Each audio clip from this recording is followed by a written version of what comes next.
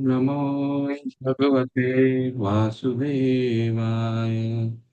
ॐ नमो भगवते वासुदेवाय। ॐ नमो भगवते वासुदेवाय। ॐ अज्ञानतिमिरिनाधस्य ज्ञानाञ्जनशलाकया चक्षुरुन्मिलितं येन तस्मै श्रीगुरुवे नमः। नमो विष्णुपादाय कृष्णपृष्ठाय भूतले श्रीमते भक्तिवेदान्तस्वामिनिति नामिने। नमस्ते सरस्वते देवे गौरवाणी प्रचारिणे निर्विशेष शून्यवादी पाश्चात्य देश तारिणे। वाञ्छाकल्पतरुभ्यश्च कृपा सिन्धुभैव च पतितानां पावनेभ्यो वैष्णवेभ्यो नमो नमः।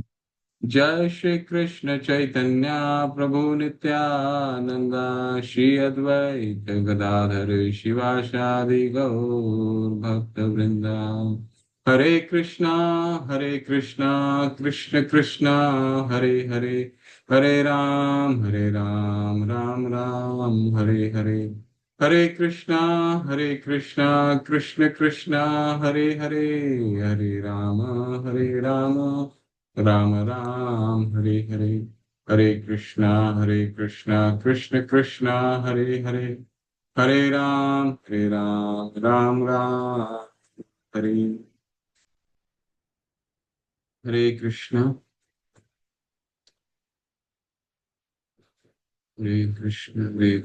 कृष्ण कृष्ण हरे हरे, हरे राम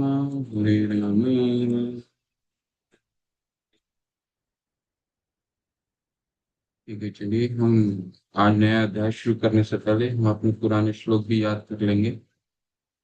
कार्पण्य दोषोपहता स्वभाव पृच्छामि त्वां धर्म सम्मूढ़ चेता यत श्रेषयात निशितं ब्रूहि तन्मे शिष्यस्तेहं शाधि मां त्वां प्रपन्नम्। देहिनोऽस्मिन् यथा देहे कौमारं यौवनं जरा तथा देहान्तर प्राप्तिर्धीरस्तस्त्र न मुह्यते। न जायते म्रियते वा कदाचिन्नायं भूत्वा भवित्वा वा न भूयः। जो नित्य शाश्वतोऽयं पुराणो न हन्यते हन्यमाने शरीरे। भोगैश्वर्य प्रसक्तानां त्यापृतचेतसां व्यवसायात्मिका बुद्धि समाधौ न विधीयते। प्रकृति क्रियमाणानि गुणे कर्माणि सर्वशः अहंकार विमूढात्मा कर्तारमिति मन्यते। एवं परंपरा प्राप्तम् इमं राजऋषयो विदुः स कालेन महता योगो नष्ट परं तपः परित्राणाय साधूनां विनाशाय दुष्कृतां धर्म संस्थापनार्थाय संभवामि युगे युगे। जन्म कर्म च मे दिव्यं यो वेति तत्त्वतः त्यक्त्वा देहं पुनर्जन्म नेति मामेति सोऽर्जुन। तद्विद्धि प्रणिपातेन परिप्रश्नेन सेवया उपदेशन्ति ते ज्ञानं ज्ञानिना तत्त्वदर्शिना। ये हि संस्पर्शजा भोगा दुःखयो न एव ते आदन्तवन्त कौन्तेय न तेषु रमते बुधा। भोक्ताराम यज्ञतपसां सर्वलोकमहेश्वरं सुहृदय सर्वभूतानां ज्ञात्वा मां शान्तिमृच्छति। योगिनाम् अपि सर्वेषां मद्गतैरन्तरात्मनां श्रद्धावान् भजते यो मां समे युक्तमो मतः। अप्रेयमितस्तन्यां प्रकृतिं विद्धिं मे परां जीवभूतां बाहो। ययेदं धारिते जगद्देवी हि एषी गुणमयी मम माया दुरत्यया माम् एव ये प्रपद्यन्ते मायामेतां तरन्ति ते। बहूनां जन्मनामन्ते ज्ञानवान् मा प्रपद्यते। वासुदेव सर्वमिति स महात्मा सुदुर्लभः अंतकाले च मामेव स्मरण मुक्त्वा कलेवरं यः प्रयाति सन्मद्भावं यान्ति न अस्त्र संशया। आ ब्रह्म भुवनात् लोकान् पुनर्वर्तिनो अर्जुन मामुपैत्यत पुनः कौन्तेय पुनर्जन्म न विद्यते। राजविद्या राजगुह्यं पवित्रमिदम् उत्तमं प्रत्यक्ष्वागमं धर्म्यं सुसुखं कर्तुम् अव्ययम्। मया तद्मिदं सर्वं जगत् अव्यक्तमूर्तिना मत्स्थानि सर्वभूतानि न चाहं तेषु अवस्थितः सततं कीर्तयन्तो मां यतयन्तश्च दृढव्रता नमस्यन्तश्च मम भक्त्या नित्ययुक्ता उपासते यान्ति देवव्रता देवान् पितरं यान्ति पितृव्रता यान्ति भूतानि यान्ति भूतेज्या यान्ति मद्याजिनोऽपि मां पत्रं पुष्पं फलं तोयं यो मे भक्त्या प्रयच्छति तदहं भक्त्या प्रीहतम् अश्नामि प्रतात्मनः यत्करोषि यदश्नासि यज्जुहोषि ददासि यत्तपस्यसि कौन्तेय तत्कुरुष्व मदर्पणम् सम्मोहं सर्वभूतेषु न मे देशोऽस्ति न प्रियः ये भजन्ति तु मां भक्त्या मयि ते तेषु चाप्यहम् अहं सर्वस्वप्रभवो मत्तः सर्वं प्रवर्तते इति मत्वा भजन्ते मां बुधा भावसमन्विता तेषां सततयुक्तानां भजतां प्रीतिपूर्वकं ददामि बुद्धियोगं तं येन माम् उपयान्ति ते हरे कृष्णा कृष्ण कृष्ण हरे हरे हरे राम राम राम हरे हरे हरे कृष्णा कृष्ण कृष्ण हरे हरे हरे राम राम राम हरे कृष्ण कृष्ण कृष्ण हरे हरे राम राम राम हरे हरे। अपने ग्रंथ को खोल लें। आज हम 15वां अध्याय शुरू करेंगे। शिला प्रभुपाद की जय। तो अभी तक हमने क्या पढ़ा है उसके बारे में थोड़ा सा पूर्वावलोकन कर लें। भगवत गीता 13 और 14 के संदर्भ में प्रकृति के गुणों में जीव के उलझन और गुणों को कैसे पार किया जाए इसकी व्याख्या की गई है। 13 में हमने क्या पढ़ा? 13 में हमने पढ़ा कि ये शरीर क्यों प्राप्त होता है, 3 गुणों में क्यों बंधन में बंधते हैं। ये विस्तार से भगवान ने प्रकृति, पुरुष और जीव, ये तीनों का संबंध के बारे में विस्तार से 13वें अध्याय में भगवान ने हमें समझाया। इसके बाद उन तरीकों को पहचान करें जिनके द्वारा हम व्यक्तिगत रूप से रजोगुण और तमोगुण से प्रभावित होते हैं। फिर हमने 14वें अध्याय में पूर्ण विस्तार से तीनों गुणों को, चरित्र के बारे में देखा कि ये तीन गुण किस तरह हमें बांधते हैं। उन उन व्यवहारिक तरीकों की सूची फिर हमने बनाया जिनके द्वारा सतोगुण का विकास कर सकते हैं। ठीक है, तो एक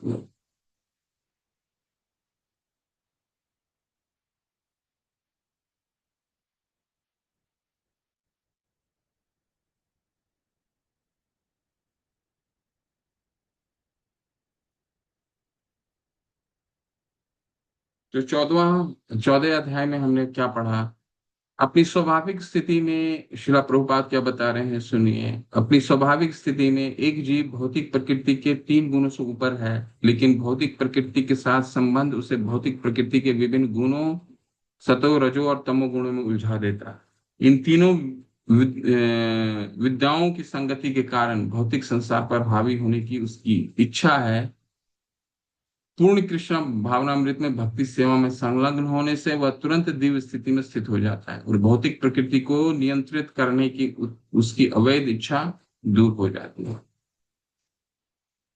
तो 14 अध्याय 13 और 14 का क्या संबंध था? 13 और 14 का ये था, 13 में भगवान ने बताया कि ये शरीर की प्राप्ति हमें क्यों होती।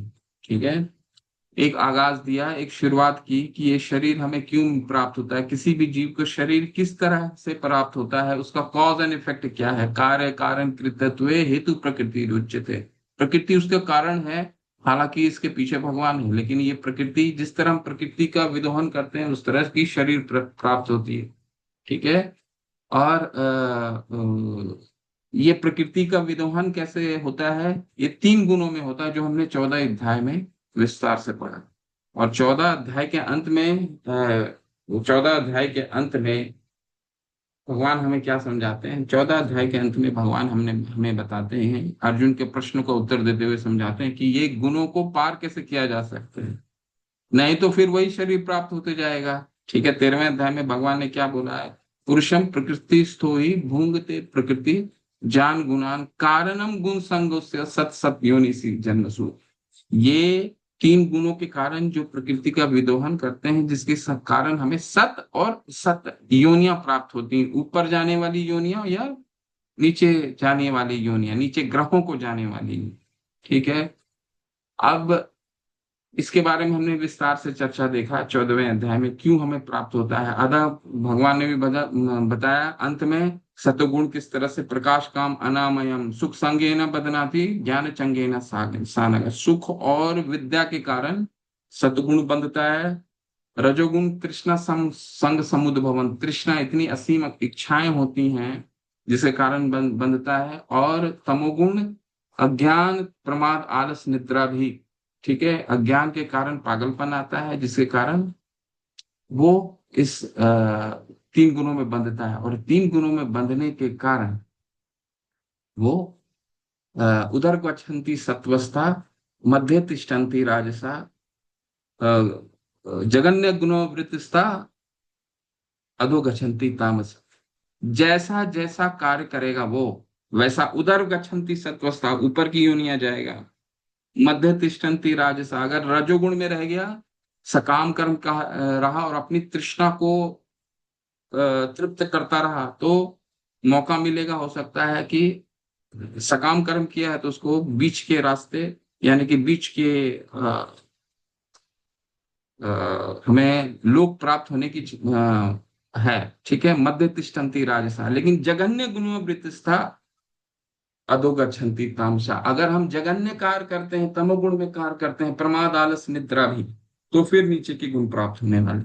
ठीक है, तो इसके पे एक बात अर्जुन भगवान ने बताया कि नहीं, जब तक ये तीन गुणों में बंधे रहोगे, यहीं घूमते रहोगे 14 जगत में, तो क्या करना है, इसको पार करना है। तो अर्जुन के प्रश्न थे कि कैसे ये, इनका आचरण कैसे होता है, ये कैसे, इनके लक्षण क्या दिखते हैं, ये तो हमारे बीच में रहते हैं। ठीक है।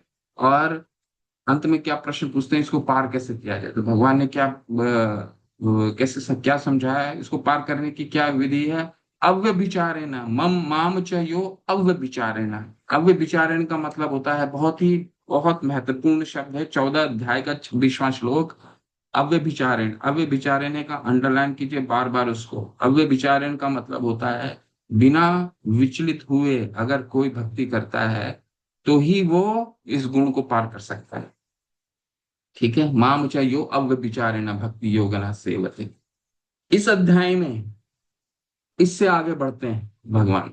ठीक है, अव्य विचार बता दिया कि तरीका क्या है, लेकिन अव्य विचारण बने कैसे, विचलित बिना विचलित हुए हुए कैसे देखें, कैसे हम भगवान भगवान की भक्ति बिना विचलित हुए हम कैसे कर सकते हैं। ठीक ठीक है। तो आपके मन में ये प्रश्न आएगा कि ये पुरुषोत्तम योग जो हम पढ़ने के पश्चात, ये आपको अंत में आज के अध्याय में या अगले अध्याय में आपको ये प्रश्न का उत्तर देना है कि पुरुषोत्तम योग ज्ञान योग का भाग क्यों है, भक्ति योग का भाग क्यों नहीं। तो भगवान इतनी भक्ति के बारे में बता रहे हैं, तो ज्ञान योग का भाग क्यों नहीं। ठीक है, तो ये पहले पढ़िए, इसके बाद हम फिर आगे चलते हैं। ठीक है, तो इसमें इस अध्याय में अव्यभिचारिण कैसे बन सकते हैं उसके बारे में विस्तार से चर्चा है। भगवान की महानता को जब तक हम समझेंगे नहीं, वैसे हम भगवान की महानता हमने 7वें अध्याय में भगवान किस तरह से इस प्रकृति में आते हैं, लेकिन और उसको ज्ञान के रूप में भगवान ने किस तरह समझाया है वो समझिए। तो 1 से लेकर के 5 तक बरगद का पेड़ एक बहुत ही महत्वपूर्ण उदाहरण के साथ ये 15वें अध्याय को शुरुआत करेंगे। भगवान बरगद का पेड़, ये बरगद का पेड़ लाने का क्या औचित्य है, क्यों भगवान ने बरगद का पेड़ को बरगद का पेड़ क्यों समझाया है, और इसकी स्थिति कैसी है आध्यात्मिक जगत में, भौतिक जगत में कैसे पाया जाता है। ठीक है, हमने तो पेड़ एक ही तरह की देखी है, जमीन में गड़ा रहता है और वो पेड़ होता है, लेकिन यहाँ पे उल्टा वृक्ष बताया गया है। वह उल्टा वृक्ष को हम कैसे सोच सकते हैं, उल्टा वृक्ष क्यों बताया गया है, जड़ ऊपर रहता है, जड़ का मतलब क्या है। ठीक है, अनुरक्षक के रूप में कृष्ण। अब ये 12 से 15 इस अध्याय को बहुत महत्वपूर्ण बनाता है। हालांकि ये 19 के 19 श्लोक बहुत महत्वपूर्ण, ये अध्याय बहुत महत्वपूर्ण है, लेकिन 12 से 15 अनुरक्षक के रूप में कृष्ण, कृष्ण ने ब्रह्मांड स्तर पे कैसे हमारे समक्ष रहते हैं, हमें समझना कितना सरल है भगवान को, ये इस अध्याय के माध्यम से हम समझेंगे। 7वें अध्याय में तो भगवान ने बता दिया कि मैं जल का स्वाद हूँ, मैं ओंकार का ओम हूँ, लेकिन इसको और सरल ज्ञान रूप से भगवान किस तरह समझाते हैं, वो बहुत महत्वपूर्ण है। फिर वेदांत सूत्र का सारांश देखेंगे, च्युत और अच्युत किसको कहते हैं, और अंत में भगवान को पुरुषोत्तम क्यों कहा जाता है। ठीक है। तो इस भौतिक संसार के उलझाव की तुलना यहाँ बरगद के पेड़ से की गई है। ठीक है, तो पहले हम लोग श्लोक पढ़ेंगे, फिर इस पीपीटी पे आते हैं। ठीक है, तो दोनों संग संग हम पढ़ेंगे। पीपीटी भी बहुत महत्वपूर्ण है। पहले अब भगवत गीता खोल लें आप, और उसके श्लोक हम पढ़ेंगे ये। हरे कृष्णा कृष्ण कृष्ण हरे हरे, हरे राम राम राम हरे। ऊर्ध्वमूलम् अधः शाखम् अश्वत्थप्राहुरव्ययम् छन्दांसि प्रणान् यस्मिन् वेद स वेदवित्। हरे कृष्ण कृष्ण कृष्ण कृष्ण हरे हरे, हरे राम हरे कृष्ण कृष्ण कृष्ण हरे हरे, हरे राम राम।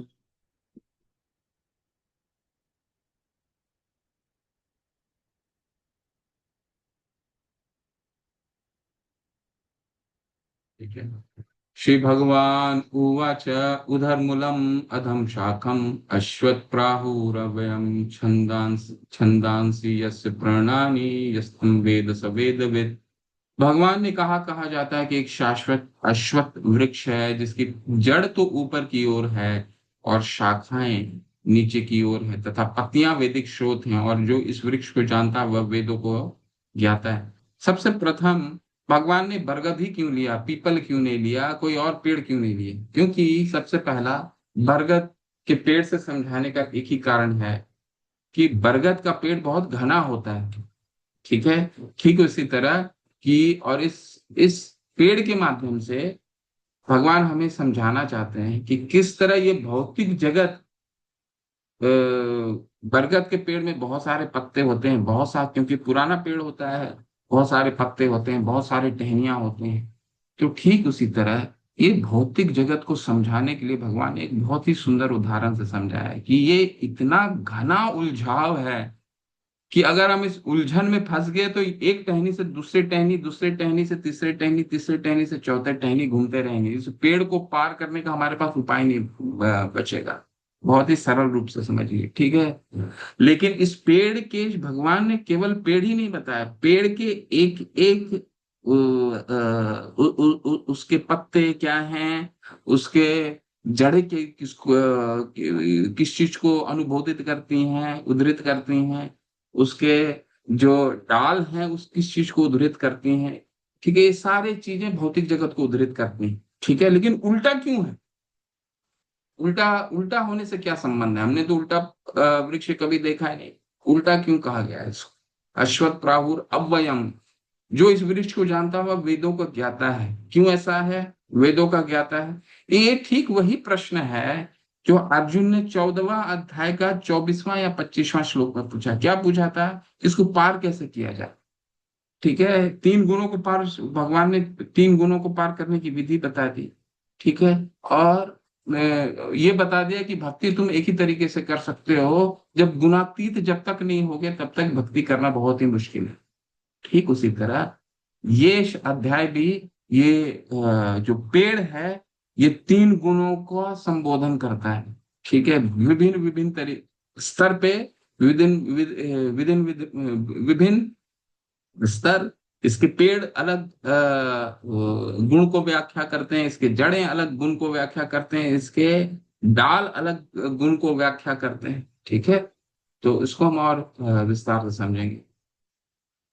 देखिए इसमें इस वृक्ष की जड़ें ऊपर की ओर बढ़ती हैं, जड़ें ऊपर की ओर बढ़ती हैं, क्योंकि वे इस ब्रह्मांड के ये इस शब्द को अंडरलाइन कर लीजिए कि कोई भी आपसे प्रश्न पूछे, सबसे पहले वृक्ष को समझना जरूरी है भगवान ने इस वृक्ष को क्यों बताया, और जड़ उल्टा क्यों है।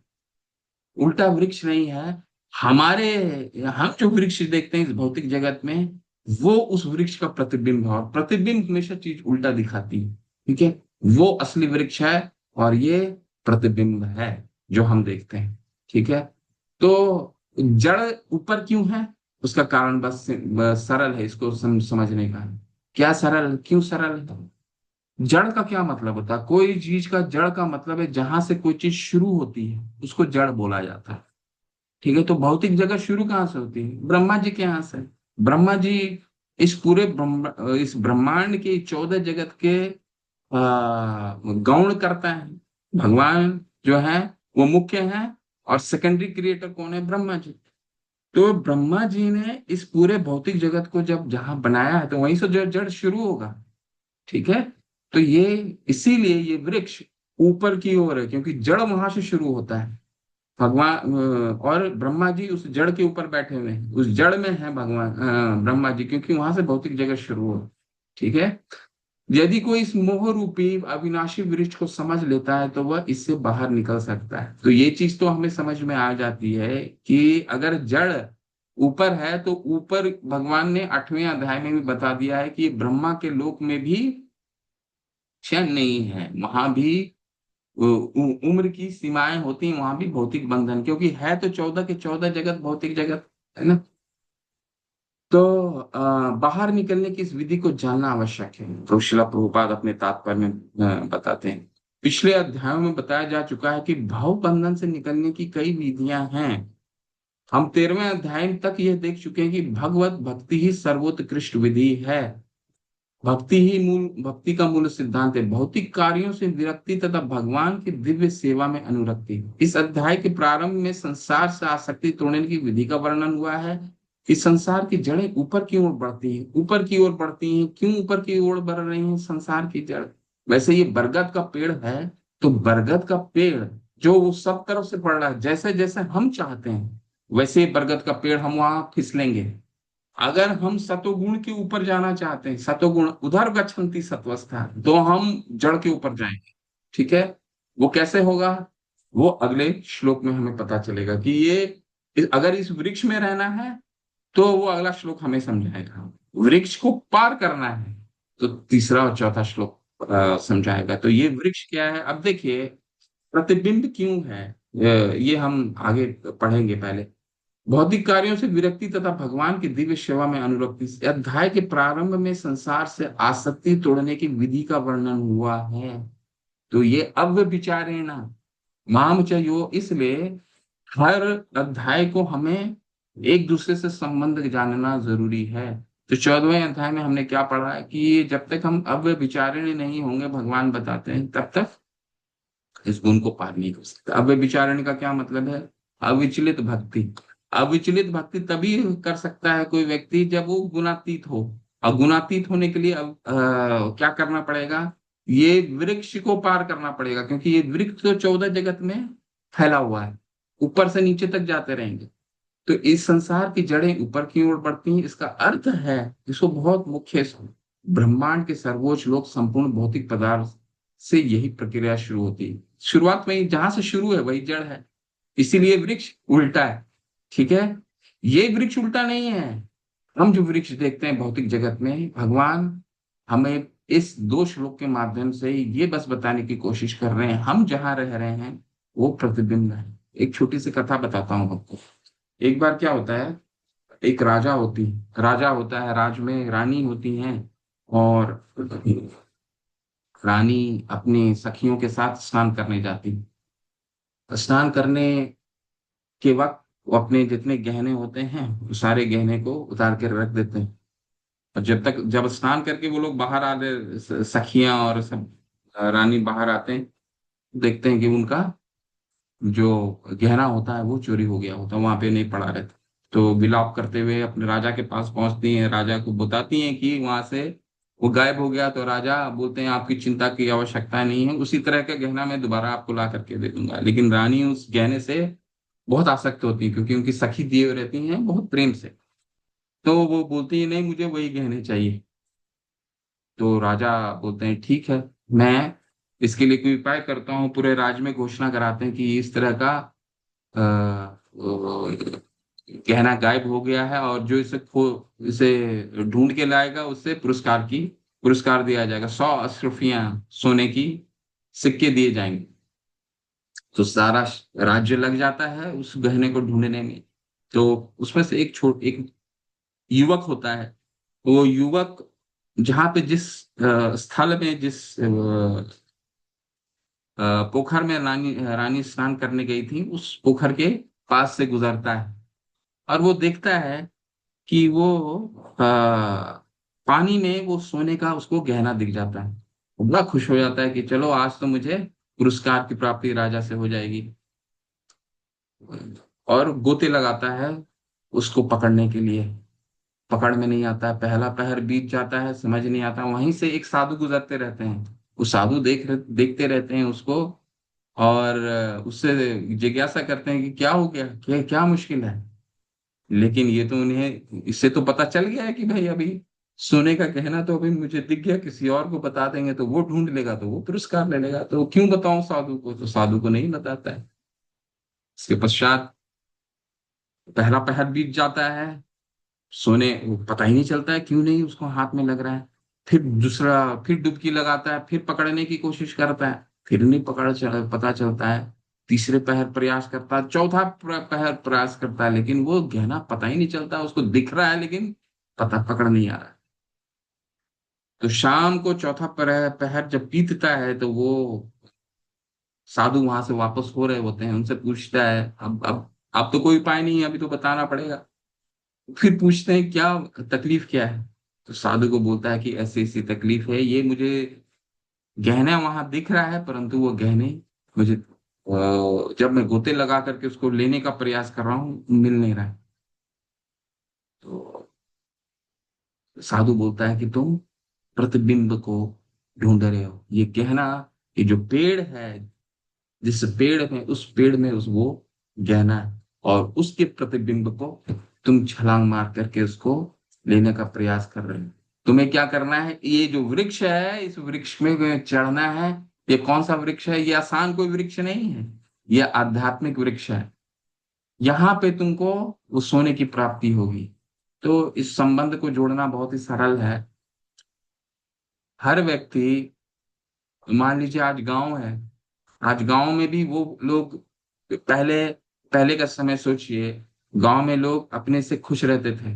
लेकिन आज की तारीख में क्या है, जो छोटे गांव में रहते हैं वो सोचते हैं कि थोड़ा सा बड़ा शहर चले जाएं, वहां खुशी ज्यादा प्राप्त होगी, क्योंकि चकाचौंध देखते हैं। ठीक है, तो गांव में खुश नहीं है। जहां पे उनके पास पर्याप्त जमीन है, पर्याप्त खाने के लिए वस्तु है, गाय है, दूध है, उससे पर्याप्त, उससे खुश नहीं है, उससे ज्यादा खुशी चाहिए। तो छोटा शहर जाता है, सोचता है कि वहां थोड़ा पैसे और कमाने लग जाएंगे, और पैसे कमाने लग जाता है, लेकिन वो खुशी की प्राप्ति नहीं होती है। तो सोचता है क्या, और बड़ा शहर चले जाएं। ठीक है, वहां पैसा और मिलने लग जाएगा। पैसा और मिलने लग जाता है, बड़ा शहर चल जाता है। बड़ा शहर में चल जाता है, लेकिन वो तृप्ति तो कभी मिलती नहीं। वो उसी गोते की तरह है, जो वो व्यक्ति, जो वो युवक, वो गोते लगा के वो सोने लेने की कोशिश कर रहा है। ये असली जीवन में हम सब यही करते हैं। बड़ा शहर जाते हैं, बड़ा शहर में वो व्यक्ति ढूंढने का प्रयास करता है खुशी। पैसे तो बढ़ जाते हैं, पैसे मिलने भी ज्यादा लग जाते हैं, कमाने भी ज्यादा लग जाता है, लेकिन वो खुशी पर्याप्त प्राप्त नहीं होता जो उसको, जिसकी वो तलाश है। और बड़ा शहर जाता है, और बड़ा शहर जाता है, लेकिन वो खत्म नहीं हो जाता, कभी भी समाप्त नहीं होता। आज के तारीख में लोग अमेरिका चले जाते हैं खुशी प्राप्ति करने के लिए। यहाँ पे तो खुशी नहीं मिलता है, भारत में तो खुशी नहीं है। सबसे ज्यादा अगर सब चीज से हमने आनंद की अनुभूति चाहिए, तो जाना अमेरिका। अब अमेरिका में लोगों को वहां की खुशी से, वहां भी लोगों की तृप्ति नहीं है, तो क्या क्या कर रहे हैं आप देखते होंगे कि सबसे जिनके पास बहुत पैसा है वो क्या कर रहे हैं, वो इस ग्रह को छोड़ के नए ग्रह में जाने का प्रयास कर रहे हैं, सैटेलाइट बना रहे हैं, कई तरह की कोशिश कर रहे हैं। ये जो कोशिश है, ये ठीक उसी अश्वत्थ प्राहुर अव्ययम, ये उल्टे वृक्ष की तरह है, वो उस प्रतिबिंब की तरह है जिस गहने को हम वो व्यक्ति, वो युवक ढूंढने का प्रयास करता है। ठीक है, ये वही आनंद है। तो भगवान इसको बहुत ही सरल से समझाने का प्रयास कर रहे हैं कि ये जो बरगद का पेड़ है, ये जो हम देखते हैं आसपास भौतिक जगत में आनंद है, क्यों समझाने का, बरगद का पेड़ को लाने का क्या कारण है कि हम जिस वृक्ष को यहाँ देखते हैं वो वृक्ष केवल और केवल आध्यात्मिक जगत का प्रतिबिंब है। ये जो जगत है, 14 जगत में कहीं भी आनंद नहीं है। आनंद की हो सकती है, हो सकता है सीमा अलग अलग हो। ठीक है, एक पशु, एक कीड़ा, उसकी हो सकता है जीवन काल एक दिन का हो, कुछ घंटे का हो। हमारा जीवन काल उससे बहुत ज्यादा है, हो सकता है उसके वनस्पत हमारा जीवन बहुत काल है। हो सकता है ब्रह्मा जी का जीवन काल हमारे वनस्पत बहुत है, परंतु है सीमाएं। आप ब्रह्म भुवनाथ लोकान पुनर्वर्तिनो अर्जुन। ठीक है, तो ये है इस बरगद पेड़ का रहस्य। क्यों बरगद पेड़ कहा गया है? इस वृक्ष की शाखाएं ऊपर ऊपर तथा नीचे फैली हुई हैं और प्रकृति के 3 गुणों द्वारा पोषित हैं। इसकी टहनियां इंद्र विषय हैं। देखिए, इसको नोट कीजिए। ये जो बरगद का पेड़ है, ये इंद्र विषय है। इसकी टहनी जो है इंद्र विषय है। इस वृक्ष की जड़ें नीचे की ओर भी जाती हैं, जो मानव समाज के सकाम कर्म से बनी हुई। तो अभी हम पीपीटी में चलते हैं और पीपीटी से हम पढ़ने का प्रयास करते हैं। पीपीटी में बहुत सुंदर से समझाया गया। तो यहाँ पर दूसरे श्लोक में क्या बता रहे हैं, दूसरे श्लोक में बता रहे हैं कि ये वृक्ष की विभिन्न विभिन्न जो उसके भाग हैं उसको समझने का प्रयास कर रहे हैं। ठीक है, उसकी टहनियां इंद्र विषय हैं, उसके पत्ते वैदिक स्रोत हैं। तो टहनियां इंद्र विषय से क्या हम सीखें, क्या मतलब, इससे क्या मतलब है कि ये इन टहनियों, जितना हम इंद्र विषय में लगे रहेंगे, आस ये संस्पर्शजा ही भोगा दुख योना एवते आदंतवंत कौन्तेय न तेषु रमते बुधा। जितना इंद्र विषय में लगे रहेंगे, उतना ही हम एक टहनी से दूसरे टहनी, दूसरे टहनी से तीसरे टहनी, तीसरे टहनी से चौथे टहनी में जाते रहेंगे। ठीक है, ये है। पतियां वैदिक स्रोत हैं। हाँ हाँ हाँ, ठीक है। और इन इन टहनियों के इंद्र विषयों के माध्यम से हम क्या लेने का प्रयास करते हैं? फल। ठीक है, हमारा इच्छा क्या होता है? कर्म करें और फल लें। हम जो काम करते हैं उसका हमको फल मिल जाए। ठीक है, तो वो फल क्या होता है? धर्म अर्थ काम और मोक्ष, यही तो 4 पुरुषार्थ हैं जिसका हम पंचम पुरुषार्थ क्या है? पंचम पुरुषार्थ तो सहगुणान संतित्यतान। ठीक है, तो इस वृक्ष को आप अच्छे से समझ लीजिए। वृक्ष क्या है? ये बरगद का वृक्ष है, उल्टा है। जड़ ऊपर की ओर है, टहनियां नीचे की ओर है। टहनियां नीचे क्यों है? कि जितना इंद्र विषय का भोग करेंगे उतना ये, क्योंकि ये जो बरगद का पेड़ है, ये 14 जगत को संबोधित करता है। इसकी शुरुआत ब्रह्मलोक से होती है, जड़, और सबसे अधम लोक को जाती है इसकी टहनियां। जितना इंद्र विषय का भोग करेंगे उतना सत सत योनि सी जन्मसु, उतना टहनियों से फिसलते फिसलते फिसलते, क्योंकि टहनियां क्या है? इंद्र विषय है। ठीक है, इंद्र विषयों के माध्यम से हम फल की प्राप्ति करेंगे। फल प्राप्ति करने के कारण हम और नीचे जाएंगे, और नीचे जाएंगे, और नीचे जाएंगे, और नीचे जाएंगे। ठीक है, शाखाओं की नोक इंद्रियां हैं, पत्तियां वैदिक स्रोत हैं। जो वैदिक स्रोत का सहारा लेगा वो जड़ की क्योंकि वैदिक शोध यानी कि वैदिक मंत्र का वैदिक ज्ञान प्राप्त करेगा तो ऊपर जाएगा। लेकिन इंद्र विषयों फल खाने की कोशिश करेगा तो नीचे फंसेगा। ठीक है, उधर मूलम, जैसा अगर आपको खुद को रखना है पैर ऊपर और सिर नीचे, देखिए शिला प्रभुपाद कितने अच्छे से समझा रहे हैं। जैसे अगर आपको खुद को रखना है पैर ऊपर और सिर नीचे, कोई आपको ऐसे ही रखता है तो आप कब तक आराम महसूस करेंगे? अगर कोई आपके पैरों को पकड़ता है और आपके सिर नीचे करके आपको पकड़ लेता है, तो ये बहुत आरामदायक नहीं है। तो ये पूरी भौतिक दुनिया ऐसा ही है। उधर मूलम, मूलम के नीचे होना चाहिए था, लेकिन वह ऊपर है, इसलिए वह असहज है।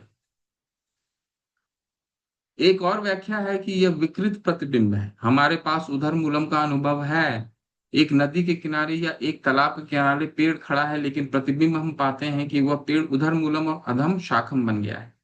तो इस कथन से कृष्ण कहते हैं कि यह वास्तविक नहीं है, यह प्रतिबिंब जल में वृक्ष का वास्तविक नहीं, असली पेड़ ऊपर है। इसी तरह वास्तविक आनंद, वास्तविक जिसमें सब कुछ आध्यात्मिक दुनिया में, यह केवल प्रतिबिंब है, यह तथ्य नहीं है। इसलिए यहाँ हमारे आनंद को माया या भ्रम कहा जाता है। ठीक है, तो इसको, इस चीज को हमें समझ लेना। ठीक है, ये अब उपाय क्या है। अब तो हमने ये समझ में आ जाता है, ये समझ में आ गया कि ये जो पेड़ है इसमें अगर हम वैदिक शोक पत्तों सकाम कर्म करेंगे, पत्ते क्या है, वैदिक शोध है, सकाम कर्म करेंगे तो जड़ तक जाएंगे, यानी ब्रह्मा लोक तक जाएंगे। इंद्र विषयों का फल खाने की कोशिश करेंगे तो नीचे फिसलते जाएंगे, पशु योनि में चले जाएंगे। तो उपाय क्या है? उपाय अगले तीसरे श्लोक में बताया गया है। और इसमें ये शब्द बहुत ही महत्वपूर्ण है। असंग शस्त्रेण दृढ़ेन श्रुत्वा। ठीक है, इसका क्या मतलब हुआ?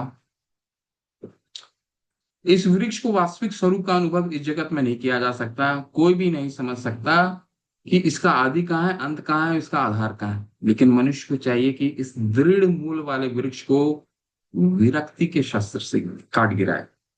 ठीक है, तत्पश्चात उसे ऐसे स्थान की खोज करनी चाहिए जहां जाकर लौटना ना पड़े, जहां उस भगवान की शरण ग्रहण कर ली जाए जिसमें अनादिकाल से प्रत्येक का सूत्रपात तथा विस्तार होता आया है।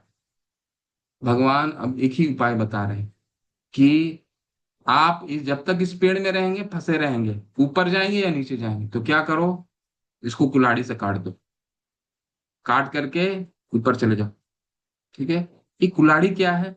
ये वही कुल्हाड़ी की बात हो रही है जिसको 14:26 में भगवान ने बताया है, अव्यय विचार है। ठीक है, तो ये अध्याय इसीलिए 14 अध्याय का कंटिन्यूटी है। ठीक है, जहां से 14 अध्याय ने हमें बताया है कि अव्यय विचार है ना, हमें अविचल रूप से भक्ति करनी है, तो अविचल रूप से भक्ति कैसे कर सकते हैं वो हमें समझा रहे हैं। ठीक है, तो ये कैसे हो सकता है? ये कुल्हाड़ी क्या है? कुल्हाड़ी किसको कहा जाता है? इसमें कुल्हाड़ी से हम क्या समझें? इस प्रसंग में असंग शब्द अत्यंत महत्वपूर्ण है, क्योंकि विषय भोग की आसक्ति तथा भौतिक प्रकृति पर प्रभुता अत्यंत प्रबल होती। अतएव प्रामाणिक शास्त्रों पर आधारित आत्मज्ञान की विवेचना द्वारा विरक्ति सीखनी चाहिए और ज्ञानी पुरुष से श्रवण करनी चाहिए। भक्तों की संगति में रहकर ऐसी विवेचना से भगवान की प्राप्ति होती है। तब सर्वप्रथम जो करणीय है वो है भगवान की शरण में आना। ठीक है, इसको अंडरलाइन कर लीजिए। ये शब्द, यही है विरक्ति के शस्त्र। ठीक है, ये विरक्ति के शस्त्र है। तो इसमें रूप गोस्वामी पाद 5 चीजें हमें बताते हैं। ये विरक्ति के शस्त्र कैसे होगा, ये पूरी भक्ति को रूप गोस्वामी पाद कैसे विभाग करते हैं। रूप गोस्वामी पाद इस पूरे भक्ति को साधना भक्ति, भाव भक्ति, प्रेमा भक्ति, 3 में भाग करते हैं। ठीक है, विरक्ति कहाँ तक रहती है? जब तक, सबसे पहला हमारा स्तर, जब तक हम कनिष्ठ स्तर पर रहते हैं, भक्ति शुरू करते हैं, तो क्या हो जाता है, हमें बहुत चीज की, भौतिक चीजों की अनुरक्ति होती है, आसक्ति होती है। ठीक है, वो तो रूप गोस्वामी पाद हमें बहुत ही वैज्ञानिक रूप से समझाते हैं कि एक काम करो, आप 64 तरीके फॉलो करो, 64 तरीके का अनुसरण करो। भक्ति रसामृत सिंधु के 6 अध्याय में वो बताते हैं, और अंत में मूल उसका भी सार निकाल करके 5 चीजों को, मूल तत्व बताते हैं। 13वें अध्याय में क्या बताते हैं? बताते हैं कि साधु संग, नाम संकीर्तन, भागवत श्रवण, मथुरा वास, श्री मूर्ति अर्चाए सेवन। ये 5 चीजें अगर हम करते हैं, ये साधना भक्ति में 2 भक्ति होता है, वैदिक भक्ति और रागानुगा भक्ति। तो जब कनिष्ठ के स्तर में होते हैं तो हमें क्या, वैदिक भक्ति के नियमों का पालन करना है। वैदिक भक्ति क्या होता है? जो गुरु हमें फॉर्मूला देते हैं, ये करो, उस समय भगवान से कोई अनुरक्ति नहीं होती, चाहे किसी की दीक्षा भी हो गई होगी तब भी। दीक्षा और शिष्य में बहुत फर्क है। ठीक है। तो ये सब शुरुआती स्तर है। ठीक है। तो इस स्तर में क्या होता है, इस स्तर में गुरु हमें फॉर्मूला देते हैं कि ये पालन करो, ये पालन करो, ये पालन करो, ये पालन करो, ये पालन करो। जैसे रूप गोस्वामी पाद 5 चीजों का 64 विधि बताया है, और बाद में 5 चीजों का सार बताया है कि एक काम करो, साधु संग, नाम संकीर्तन। सबसे पहला शुरुआती वहीं से होता है। अगर आप सभी ने भक्ति लता बीज को पढ़ा है, बहुत मुख्य कॉन्सेप्ट है, ब्रह्मांड भ्रमिते कौन भाग्यवान जीव, गुरु कृष्ण प्रसादे पाए भक्ति लता बीज। भक्ति लता बीज की शुरुआत जो होती है, चैतन्य महाप्रभु बताते हैं वो कहाँ से होता है, वो श्रद्धा से शुरू होती है। जब तक हमको किसी चीज पे श्रद्धा नहीं होगी, हम उस चीज को नहीं कर सकते। और श्रद्धा का क्या परिभाषा है? श्रद्धा का शास्त्रों में परिभाषित किया गया है, श्रद्धा शब्द विश्वास कहे सुदृढ़ निश्चय, कृष्णा भक्ति कैले सर्व कर्म कृत होए। श्रद्धा का मतलब होता है कि हम अपने सुदृढ़ निश्चय हैं, हम जो कर रहे हैं उसमें हमारा दृढ़ता है। ये नहीं कि कल कोई आकर के हमें समझा दे तो हम हमारा पाथ भ्रष्ट हो जाए। ठीक है। श्रद्धा शब्द विश्वास से कहे सुदृढ़ निश्चय, कृष्ण भक्ति कैले सर्व कर्म कृत। अगर कृष्ण की भक्ति हम करते हैं तो सारे कर्म स्वतः ही पूर्ण हो जाएंगे। इस पे हमारा पूर्ण विश्वास होना, दृढ़ होना, यही श्रद्धा है। इसकी शुरुआत कहाँ से होती है? साधु संघ से होती है। ठीक है। साधु संघ मुख्य है। उसके ऊपर क्या आता है? साधु संघ, नाम संकीर्तन, हरे कृष्णा कृष्ण कृष्ण हरे हरे, हरे राम राम राम हरे हरे। ठीक है। नाम संकीर्तन, भागवत श्रवण, हमें रोजाना आधा घंटा, 1 घंटा श्रीमद् भागवतम और भगवत गीता का रोजाना पठन और इसको श्रवण करना है। ठीक है। ये सब विरक्ति की कुल्हाड़ी के, ये कुल्हाड़ी, यही कुल्हाड़ी है। ठीक है। इसके बाद तीसरा क्या आता है? तीसरा भागवत श्रवण। चौथा क्या है? मथुरावास, यानी कि जब भी मौका मिले धाम जाना, जहाँ भगवान स्वयं वास करते हैं। ठीक है। भगवान को धाम क्या है? कृष्ण ही है भगवान। धाम, भगवान अपने कई तरीकों से, अतः श्री कृष्ण नाम आदि न भवेद ग्राह्य इंद्रिय। ठीक है। तो कृष्ण का मतलब होता है कृष्ण, और उनसे जुड़ी हुई जितनी भी चीजें हैं वो सारे कृष्ण है। ठीक। तो धाम भी कृष्ण है। तो जब भी मौका मिले धाम वास करना। और अंत में क्या है? शिव मूर्ति अर्चाए सेवन, अपने घर में जो भी अर्च विग्रह रखते हैं उसको अच्छे से सेवा करना। ठीक है। अच्छे से जो नियम बनाते हैं उस नियम का रोजाना अच्छे से पालन करना। ये 5 बहुत ही मूल हैं विरक्ति के। ठीक है। इसको कुल्हाड़ी, ये कुल्हाड़ी कहा गया है। ठीक है। कुल्हाड़ी तो अभी काट देने के बाद, काटने के बाद क्या चरित्र पाया जाता है? ऐसा व्यक्ति में क्या चरित्र होता है? क्या अनुभव कैसे करें कि कुल्हाड़ी से कट गया ये वृक्ष में, अब ये वृक्ष में हम है नहीं? वो ये श्लोक बताता है। बहुत सुंदर श्लोक है। हालांकि आपके याद करने वाले श्लोक नहीं है, लेकिन इसको याद कीजिए, बहुत सुंदर। निर्माण मोहाजित संग दोषा, अध्यात्म नित्या विनिवर्त कामा, द्वंद्वै विमुक्ता सुख दुख संगे, गच्छन्ति मूढ़ा पद्मं वयम तत्। निर्माण मोहा, जो झूठी प्रतिष्ठा, ठीक है, मोह तथा कुसंगति से मुक्त है। चैतन्य महाप्रभु ने भी तो ये समझाया है, अमानी न मान देना। 8 जो चैतन्य आप जो आज सुबह आप आरती कर रहे थे, ठीक है, शिक्षाश्रम में चैतन्य महाप्रभु ने क्या कहा कि आपको संकीर्तन में तभी मन लगेगा, हरि नाम के जप में तभी आपकी रुचि विकसित होगी, जब अमानी न मान देना कीर्तनीय सदा हरि। तभी हम कीर्तन कर सकते हैं, नहीं तो नहीं होगा। नहीं तो हरि नाम में भी हमारा मन नहीं लगेगा। ठीक है। तो ये जब विरक्ति के शस्त्र से कटता है तो झूठी झूठी प्रतिष्ठा, ये झूठा प्रतिष्ठा निर्माण मोह जो है वो उसमें निर्माण मोह पाया जाता है। कुसंगति से मुक्त। कुसंगति क्या है? ठीक है। कुसंगति चैतन्य महाप्रभु वो संगति जो कुसंगति को परिभाषित कैसे किया गया शास्त्रों में? कुसंगति को चैतन्य महाप्रभु बताते हैं कि अ, असंगत असंग त्याग यही वैष्णव आचार। स्त्री संग कृष्ण अभक्त, स्त्री संग कृष्णा भक्त। स्त्री भक्त। संगी एक साधु।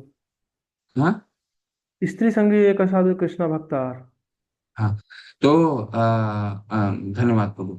स्त्री संग, ये दो लोगों का संग नहीं करना, ये चैतन्य महाप्रभु ने हमें चेतावनी दी है। इसको कुसंगति कहा जाता है। कौन? जो स्त्री का संग करता हो या स्त्री की बातें करता हो।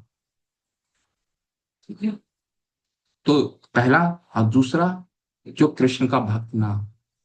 ठीक है। ये दो लोगों की संगति कभी नहीं करना। असंग त्याग इसको कहते हैं। असंग इसको त्याग कहो, इसको त्याग करना है। निर्माण अध्यात्म नित्य विनिवर्त काम। अध्यात्म नित्य का क्या मतलब है? जो शाश्वत तत्व को समझता हो। जन्म कर्म च मे दिव्य यो वेति तत्वतः त्यक्त्वा देहं पुनर्जन्म नैति मामिति। सो अर्जुना, भगवान का ये जो प्राकट्य है ये दिव्य है। भगवान का जन्म भी दिव्य है, भगवान का कर्म भी दिव्य है। यही शाश्वत तत्व को समझने का तरीका है। ठीक है। जिन्होंने भौतिक काम को नष्ट कर दिया, ये सब क्या है? लक्षण है, कुल्हाड़ी से कटने के बाद का लक्षण है, जो चैतन्य महाप्रभु ने भी शिक्षाश्रम में हमें समझाया है। ठीक है। जिन्होंने भौतिक काम को नष्ट कर दिया है। विनिवर्त काम मतलब काम करना बंद कर दिया क्या? जिन्होंने भौतिक काम को नष्ट कर दिया क्या मतलब? ये काम करना बंद कर दिया? नहीं। तो क्या किया इसने? तस्मात् सर्वेषु कालेषु माम अनुस्मर युद्ध च। भगवान ने क्या बताया कि नहीं, तुम काम तो करो, युद्ध तो लड़ो, परंतु तस्मात् सर्वेषु कालेषु माम अनुस्मर, मुझे स्मरण करते हो। मई अर्पितो मनोबुद्धि, मेरे में मैं जो बोल रहा हूँ वो समझ कर करो।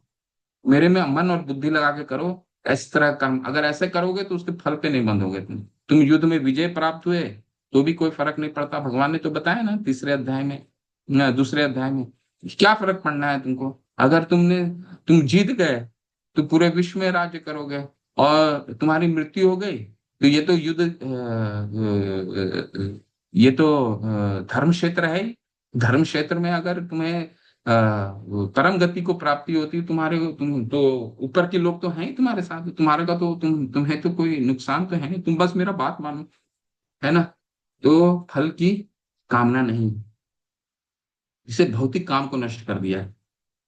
इंद्र विमुक्ता, सुख दुख का संग है, जो सुख और दुख के द्वंद से मुक्त है। ठीक है। अमानी न मान देना कीर्तन्य सदा हरि। ठीक है। तृणादपि सुनिचेना तरोरपि सहिष्णुना। और जो मोह रहित होकर परम पुरुष को शरणागत होता है। गच्छन्ति अमूढ़ा है। ठीक है। ये शब्द हमेशा इस्तेमाल करा। अमूढ़ा किसको कहता है?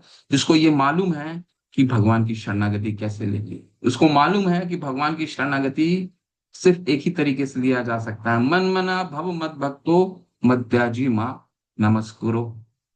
ये हम अगर करते हैं, इस व्यक्ति को मालूम है। जिस व्यक्ति ने विरक्ति के शस्त्र से, जिसने साधु संग किया है, जिसने नाम संकीर्तन किया है, जिसने भगवत का श्रवण किया है, जिसने मथुरावास की है, जिसने अपने अश्वविग्रह की सेवा की है, वो उसको विरक्ति का शस्त्र, उसको वो कुल्हाड़ी प्राप्त होगी और कुल्हाड़ी से वो काटेगा और ये सब गुण विकसित हो जाएंगे उसमें स्वतः ही। ठीक है। और ये गुण कम से कम गुण है। ठीक है। तब वो योग्य बनेगा धाम जाने के लिए। ठीक है। अब हम भौतिक जगत में भी हमें कोई परीक्षा पास करने के लिए हमें कोई योग्यता हासिल करनी पड़ती है ना। 12वें अध्याय में भी भगवान ने बताया है कि क्या योग्यता होनी चाहिए, पूरा विस्तार से समझा है। ठीक है। लेकिन ये संक्षेप में ये अगर आपको ये याद कर लेते हैं तो आपको ये श्लोक अगर याद हो जाता है तो आपको पता चल जाता है कि एक व्यक्ति की क्या योग्यता होनी चाहिए भगवान के धाम में जाने के लिए। निर्माण मोहा, कोई मोह नहीं होना चाहिए। जित संग दोषा, कुसंगति नहीं होनी चाहिए। अध्यात्म नित्या, वो शाश्वत तत्व भगवान के तत्व को समझता है कि भगवान का जन्म और कर्म दिव्य। विनिवर्त कामा, भगवान भगवान ने जो बोला वही करना है। ठीक है। भगवान ने बोला युद्ध करके अपने चाचा ताऊ सबको मारना है, मार देना है। विनिवर्त कामा द्वंद्व विमुक्ता। अगर ऐसा करेंगे तो सारे द्वंद्व से विमुक्त हो जाएंगे। ठीक है, द्वंद्व नहीं रहेगा अर्जुन को कि उनके चाचा क्यों मरे, उनके पितामह क्यों मरे, कोई द्वंद्व नहीं, किसी से कोई ईर्ष्या नहीं। विमुक्ता सुख दुख संग, सारे सुख दुख से संग खत्म हो गया। नष्ट मोह स्मृति लब्धा तत्प्रसाद। भगवान जब अर्जुन सुन लेते हैं 18वें अध्याय में, तो क्या बोलते हैं? तत्प्रसाद, ये नष्ट मोह स्मृति लब्धा तत्प्रसादात् में अच्युता, कि मेरा सब मोह नष्ट हो गया है। तो ये वही संकेत है, सुख दुख का संग है। अर्जुन बोलते हैं ना, नष्ट मेरा सब, आपने आप बता दिया है। अब मेरा सारा नष्ट मोह स्मृति लब्धा तत्प्रसादात, आपके आपकी मर्सी से, आपकी कृपा से मेरा सारा नष्ट ना, सारा मोह नष्ट हो गया। वो मोह क्या है? सुख दुख का मोह, उनके चाचा, उनके सारे परिवारजनों का मृत्यु का दुख। ठीक है, अब ये योग्य बन गया है। कितना अनुष्ठान है? हाँ, अब ये योग्य बन गया है। योग बन गया तो कहाँ जाने के लिए योग बन गया? अब यहाँ पे छठा अध्याय, छठा श्लोक, इसमें एक एक श्लोक बहुत महत्वपूर्ण है। इसमें एक भी श्लोक हम मिस नहीं कर सकते।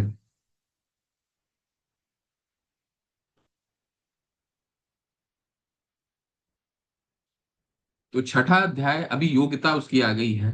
अभी वो सारे मोह से दूर हो गया है। पिछले सत्र में भी हमने पढ़ा था ना। शिला प्रभुपाद ने 14 अध्याय के 26वें श्लोक में एक मैंने अंडरलाइन करवाया था। क्या अंडरलाइन करवाया था? शिला प्रभुपाद हमें लिखते हैं कि इस भौतिक जगत में रहने के बाद भी हम सिद्ध देह में आ सकते हैं, हम सबसे मुक्त हो सकते हैं, हमें धाम जाने की आवश्यकता नहीं है। धाम तो शरीर त्यागने के बाद है बस, परंतु हम तत्काल भी मुक्त रह सकते हैं इस सिद्ध अवस्था में। ऐसा शिला प्रभुपाद ने तात्पर्य में समझाया 14 अध्याय के 26वें श्लोक में। तो अगर ये योग्यता हासिल हो जाती है तो फिर क्या हो जाता है? फिर धाम के जाने के योग बन जाते हैं। ठीक है, और अ, अब उस धाम का वर्णन है। भगवान ये अंत में भगवान बताएंगे। ये आपको एक प्रश्न दे रहा हूं, अगले सत्र में आपसे पूछेंगे। क्या प्रश्न है? प्रश्न है, किस अध्याय के अंत में भगवान बोलेंगे कि ये मेरा बहुत गुह्य ज्ञान है। हालांकि 9वें अध्याय में भी बोल चुके हैं। ठीक है, कि ये मेरा परमम उस 9वें अध्याय का तो शीर्षक ही है परम गुह्य ज्ञान। लेकिन इसको इस अध्याय के बारे में भी भगवान बताएंगे कि बहुत ही मेरा गुह्य ज्ञान है, बहुत ही विशेष है ये। तो ऐसा क्यों है? ये श्लोक, आगे के श्लोक पढ़ लीजिए, इसके बाद फिर पिछले के उसके उत्तर अगले बार में आपसे पूछूंगा। ठीक है, दो प्रश्न आपसे किया है कि पहला ये बताना है आपको कि ये अध्याय ज्ञान योग का भाग क्यों है, भक्ति योग क्यों नहीं है। दूसरा, आपको ये बताना है कि ये अंत में भगवान ये गुह्य ज्ञान, ऐसा क्या गुप्त चीज बता रहे हैं इस अध्याय में जो अभी तक उन्होंने नहीं बताया। ठीक है, चलिए धाम का वर्णन सुनते हैं। न तद्भासते सूर्यो न शशांको न पावकः यद् गत्वा न निर्वर्तन्ते तद् धामं परमं मम। बहुत ही महत्वपूर्ण श्लोक। वह मेरा परम धाम न तो सूर्य चंद्र के द्वारा प्रकाशित होता है। जो योग हो गया है, योग योग व्यक्ति अब धाम के लिए धाम चला गया। धाम जाने के बाद क्या वो देख रहा है? धाम का वर्णन कर रहा है। भगवान यहाँ अपने घर का वर्णन कर रहे हैं, धाम का वर्णन क्या है देखिए। वो मेरे परम धाम न तो सूर्य या चंद्र के द्वारा प्रकाशित होता है और न अग्नि या बिजली से। तो हम में और भौतिक जगत में और आध्यात्मिक जगत में तो फर्क है ना। क्या फर्क है? यहाँ तो सूर्य और चंद्र ना अगर उदय हो तो पूरा अंधेरा छा जाएगा, बिजली और अग्नि ना हो तो। लेकिन वहां ऐसी जरूरत नहीं। तो पिछले सत्र में हमने पढ़ा है, क्या पढ़ा था? कि यह महातत्व एक ऐसी वस्तु है पूरे जगत में। ठीक है, त्रिपाद विभूति है और एक पाद विभूति है। हम एक पाद विभूति में रहते हैं, यानी एक चौथाई जगत है हमारा, भौतिक जगत है। जो महातत्व है वो अंधकार है, और इसके बाहर की सभी चीजें प्रकाशित है। जो लोग वहां पहुंच जाते हैं उस भौतिक जगत में फिर लौट कर नहीं आते। ठीक है, बहुत लोग का ये प्रश्न होता है कि भी अगर वहां जो व्यक्ति जब पहुंच ही गया तो फिर हम भौतिक जगत में आ कैसे गए, जब भगवान कह रहे हैं कि लौट नहीं पाते। तो समझेंगे क्या है। ठीक है, तात्पर्य में अच्छे से पढ़िए, इस इन सब प्रश्नों का उत्तर ढूंढने का कोशिश कीजिए कि भगवान ने जब बोला है कोई धाम से वापस नहीं आता है, तो हम भगवान के अंश होने के बाद भी कैसे वापस आ गए इस भौतिक जगत में। ठीक है, तो उत्तर ढूंढिए। ये तात्पर्य में उत्तर छुपा हुआ है।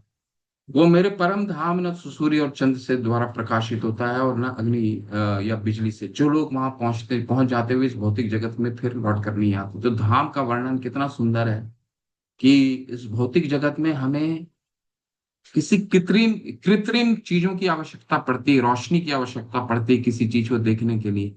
ठीक है, सूर्य अगर ना रहे, चंद्रमा अगर ना रहे, बिजली अगर ना हो, अग्नि अगर ना हो, तो हम किसी चीज को देख नहीं पाएंगे। परंतु आध्यात्मिक जगत में यहाँ तो केवल सूर्य और चंद्रमा है, परंतु आध्यात्मिक आध्यात्मिक जगत में सभी चीजें स्वतः ही प्रकाशित होती हैं, क्योंकि चेतन है, जड़ वस्तु है ही नहीं, सारे स्वतः ही प्रकाशित है। ठीक है, तो इसमें बहुत सारे अच्छा अच्छा शिला प्रभुपाद ने बहुत सिद्धांत रखा है।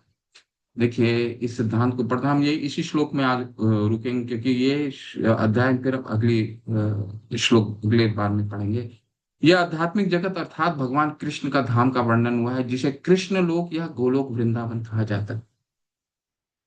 वृंदावन का भगवत गीता में अगर आपसे कोई प्रश्न पूछे कि गोलोक का कहाँ वर्णन हुआ है, इस श्लोक को अंडरलाइन कीजिए। ये श्लोक गोलोक का भगवान अपने धाम के बारे में वर्णन कर रहे हैं।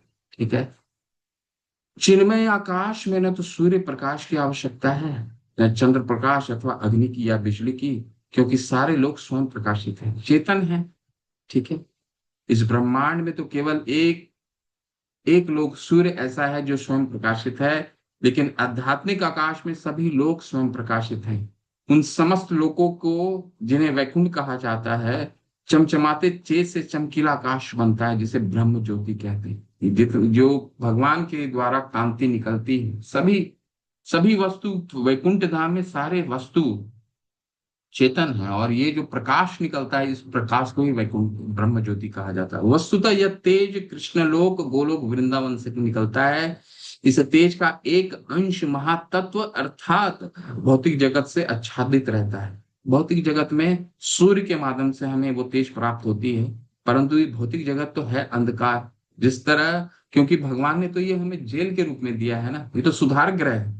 ठीक है, यहाँ सब कुछ भगवान थोड़ी वो चीज दे देंगे जो आध्यात्मिक, परंतु सब कुछ फैसिलिटी दे दी है। जैसे सरकार दे देती है कि सभी जो भी दोषी पाए जाते हैं जेल में, उनको खाने की व्यवस्था होती है, पंखा होता है, बिजली होता है, हर कार्य होता है। लेकिन वो चीज, वो सारी चीजें सुविधा, सुख सुविधा थोड़ी उपलब्ध है जो स्वतंत्र होने पे होता है। उसके घर में वो सारी चीजें थोड़ी है। ठीक है, तो भगवान अपना धाम हमें दिखा रहे हैं ताकि हम अपने धाम में आकर्षित हो सके। ठीक है, ये जेल को ही हम अपना घर न माने। वस्तुतः यह तेज कृष्ण लोक गोलोक वृंदावन से निकलता है। इस तेज का एक महातत्व ये हमने पढ़ लिया। इसके अतिरिक्त ज्योतिर्मय आकाश का अधिकांश भाग तो आध्यात्मिक लोक से पूर्ण है, जिन्हें वैकुंठ कहा जाता है, और जिनमें से गोलोक वृंदावन प्रमुख है। ठीक है, तो ये अगला ये ये पढ़ लीजिए। ये सूचना से मनुष्य को मुग्ध हो जाना चाहिए। शिला प्रभुपाद हमें बहुत सुंदर से सिद्धांत समझा रहे हैं। मुग्ध होना चाहिए, हमें तो खुश हो जाना चाहिए कि आप कोई बिजली का बिल देना नहीं पड़ेगा। यहाँ अंधकार का कोई हमारे घर में अंधकार का कोई जगह ही नहीं। उसे उस शाश्वत जगत में ले जाने की इच्छा करनी चाहिए, और सच्चाई के इस मिथ्या प्रतिबिंब से अपने आप को विलग कर देना चाहिए। जो इस संसार से अत्यधिक आसक्त है, उसके लिए इस आसक्ति को छेदन करना दुष्कर होता है। लेकिन यदि वह कृष्ण भावनामृत को ग्रहण कर ले, तो उसे क्रमशः छूट जाने की संभावना है। उसे ऐसे भक्तों की संगति करनी चाहिए जो कृष्ण भावना भावित होते हैं। हम अकेले से नहीं कर सकते। तो साधु संग, हमारी श्रद्धा, साधु संग एक ऐसा सिद्धांत है पूरी गौड़िया वैष्णव संप्रदाय में। कोई भी आप शास्त्र उठाकर देखिए, तो उसमें साधु संग, भक्ति लता बीज के जो 9 चरण हैं, ये हर जगह कार्यरत रहता है। साधु संग हम कहीं नहीं छोड़ सकते। ठीक है, उसे ऐसा समाज खोजना चाहिए जो कृष्ण भावना मृत के प्रति समर्पित हो, और उसे भक्ति करनी सीखनी चाहिए। इस प्रकार वह संसार के प्रति अपनी आसक्ति विच्छेद कर सकता है। ठीक है। यदि कोई चाहे कि केसरिया वस्त्र पहन के भौतिक जगत को आकर्षण से विच्छेद हो जाए, तो ऐसा संभव नहीं। कोई कृत्रिम तरीके से हम विच्छेद कर ही नहीं सकते। आर्टिफिशियल कोई भी चीज से हम कुल्हाड़ी से काट ही नहीं सकते। ठीक है।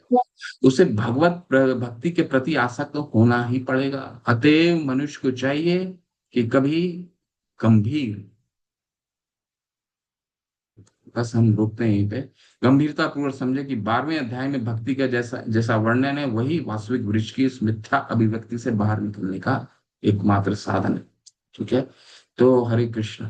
तो आज हमने क्या पढ़ा, इसको हम दोबारा इसको समराइज कर लेते हैं, इसको दोबारा हम समझ लेते हैं। भगवान ने इस पूरे भौतिक जगत को एक बरगद के वृक्ष से उद्धृत किया है और समझाया है कि ये जो बरगद का वृक्ष है, ये बहुत आध्यात्मिक जगत में उल्टा है, क्योंकि ये ब्रह्मा जी से शुरू होता है। ब्रह्मा जी के लोग, क्योंकि ब्रह्मा जी सबकी शुरुआत करते हैं, तो जो जहां से शुरुआत होता है वहीं से जड़ होता है। ठीक है।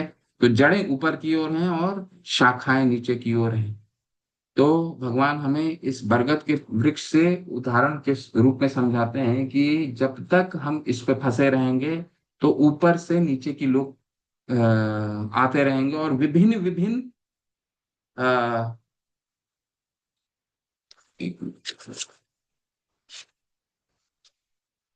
विभिन्न विभिन्न तरीकों से हम फंस सकते हैं। इंद्र विषय, इसकी टहनियां इंद्र विषय हैं, इसके पत्ते वैदिक स्रोत हैं, इसके फल इंद्रिय फल है। ठीक है। तो हमें इसमें फंसना नहीं। असंग शस्त्रेण, यानी कि फिर क्या करना है, हमें विरक्ति के शस्त्र कुल्हाड़ी से काट करके इसको निकलना है। सहगुणान संतीर्थयता है। तो विरक्ति क्या है, तो श्रील प्रभुपाद ने हमें समझाया, साधु संग, नाम संकीर्तन, भागवत श्रवण,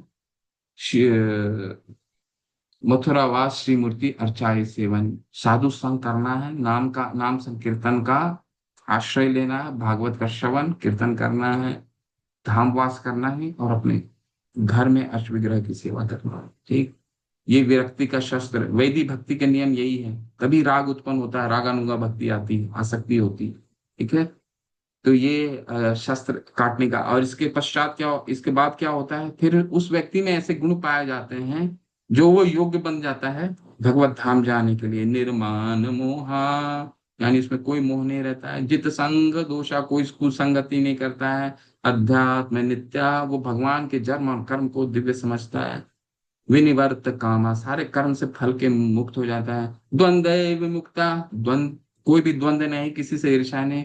सुख दुख संगे, सुख और दुख, जब कर्म के फल से बंधा ही नहीं है, तो सुख और दुख, उसका मन आनंदित है, आत्मा आराम ही हो गया हो। तो सुख दुख संगे गच्छन्ति अमूढ़ा पद्मम भयम तत्, वो अमूढ़ा, वो व्यक्ति ज्ञान हो जाता है उसको कि भगवान की शरण कैसे लेनी है। और इसके बाद हमने क्या पढ़ा, वो व्यक्ति योग्य बन जाता है भगवान के धाम जाने के लिए। और भगवान ने अपना धाम का भी इस बार वर्णन किया है। क्या है वर्णन है, न तद भासते सूर्यो न शशांको न पावक।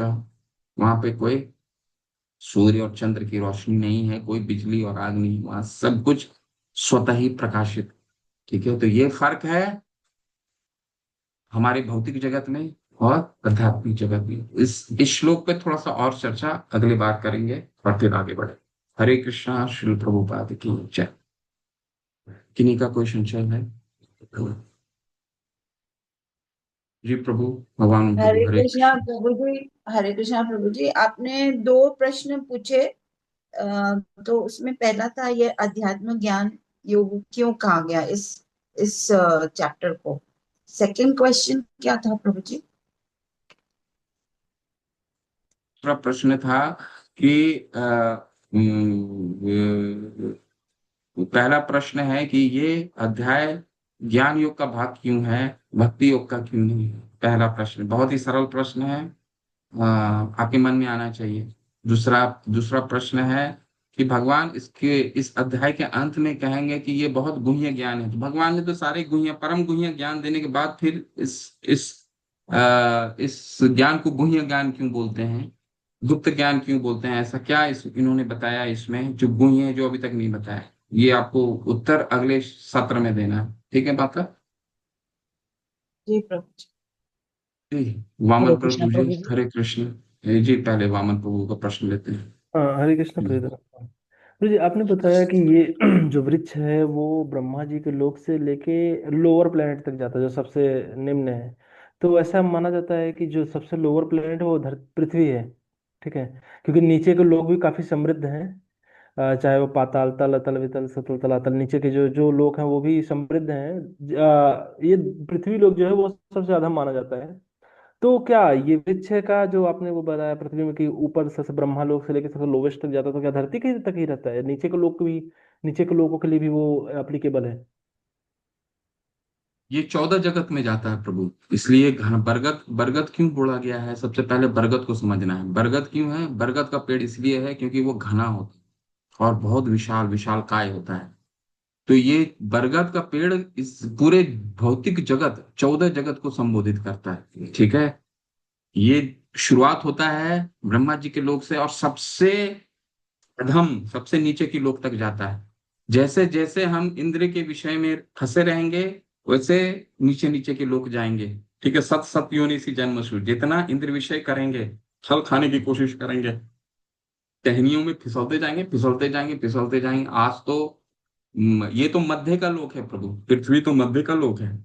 लेकिन इसको भी करने के लिए सकाम कर्म, हमने 14 अध्याय में पढ़ा है ना, कि जो सकाम कर्मी होता है वही मध्य तक रह सकता है। लेकिन जो तमोगुणी होता है तो नीचे फिसलेगा, जानवर बनेगा, ठीक है। जानवर, पशु, अधम योनियां, तो वो नीचे की लोग के जाएंगे, ठीक है। तो उसमें जितना इंद्र भोग होगा वो फिसल के, ये 14 जगत तक फैला हुआ है बरगद का वृक्ष, इसलिए बरगद को प्रयोग किया गया है। भगवान ने बरगद इसलिए किया है क्योंकि घना होता है और ये 14 जगत में फैला हुआ, तो ऊपर से नीचे, ठीक प्रभु है जी, प्रभु।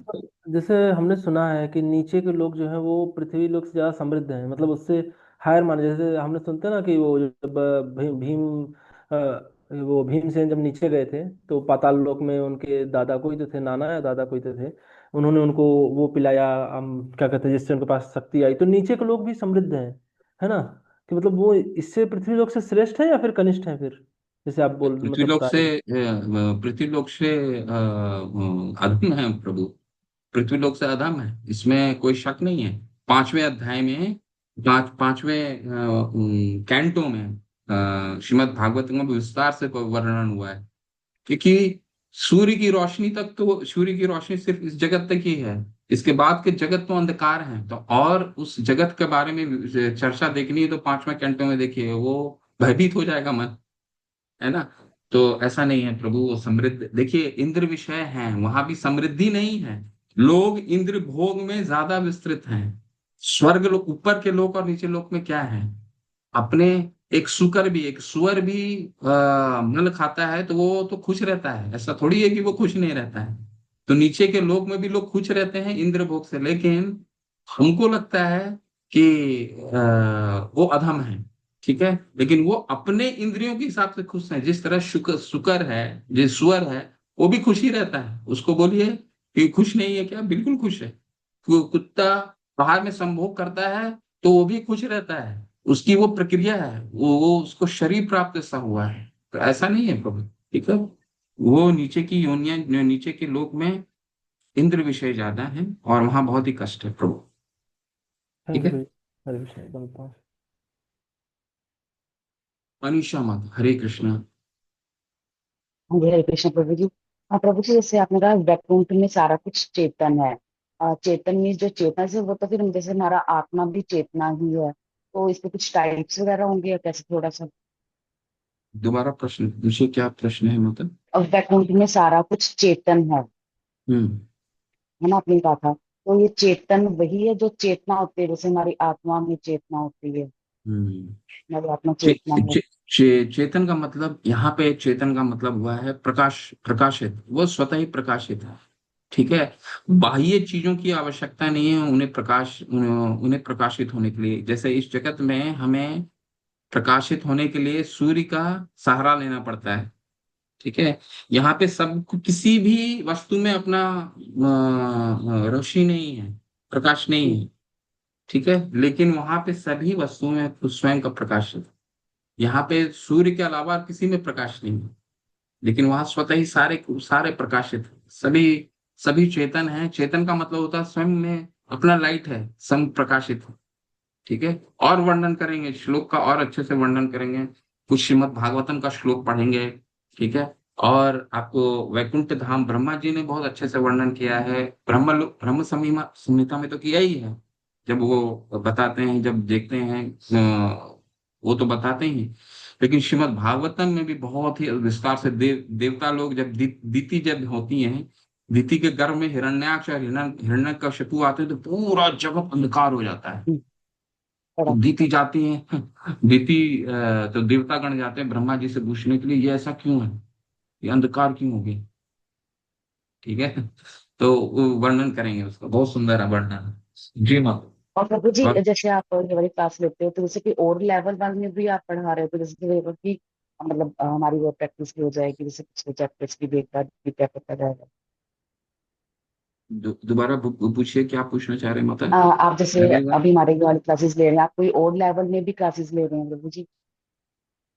मैं मेरा मेरे लेवल 3 में कुछ क्लासेस बहुत सालों से चलती है माँ।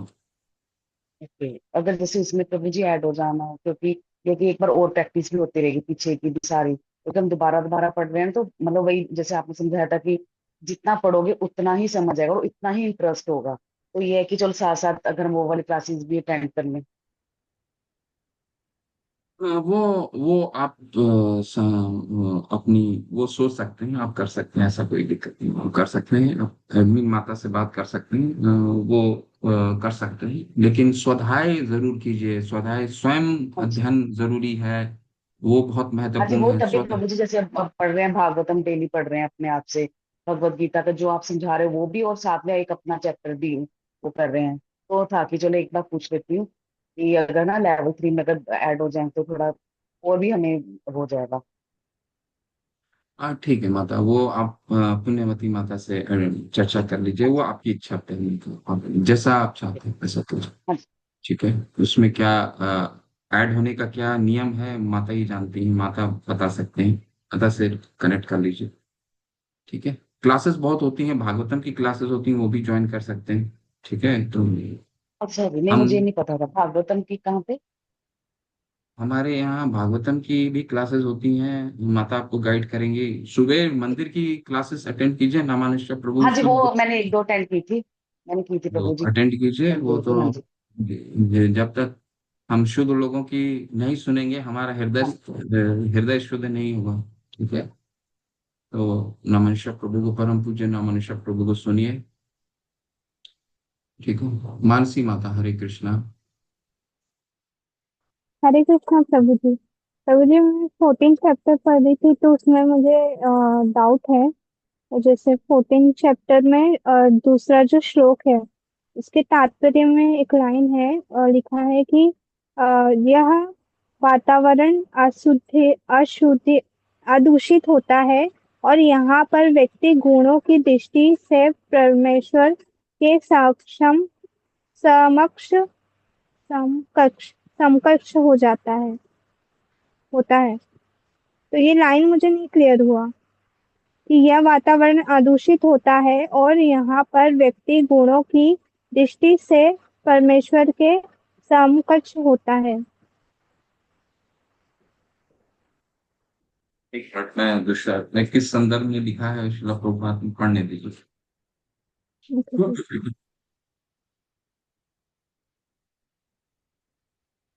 14 चैप्टर का दूसरा श्लोक है तो मुझे नीचे से तीसरी लाइन है। नीचे से तीसरी लाइन है हम्म, क्या? आधा जब।